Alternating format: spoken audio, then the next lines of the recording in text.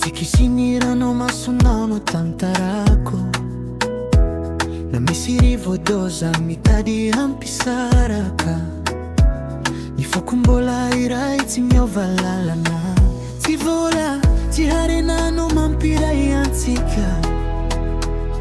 Fa fitiavana madio mitoetra mandraky izahay.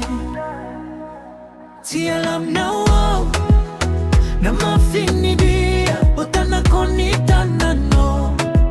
Tsy amelano ny alina sy ny maraina, iaraka foana. Ny fitiavantsika iratsy mety ritra. Tsy alaminao na mafinidia botanako ny tananao. Tsy amelano laminy feo ny valia sy ny gadona. Ifankatia mandraky izay isika.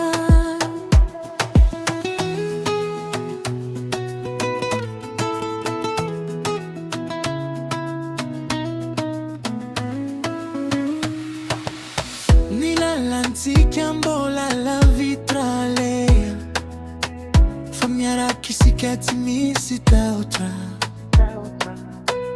Minofinofintsika ataontsika zava-misy, ho voasoratra ao anaty fotoana. Raha lavy anao dia anagnananao, raha mitomany anao dia hoe ho akaiky ao.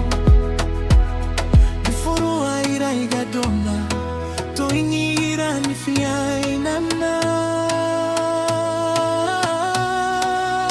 Tsy alaminao na mafinidia botanako ny tananao.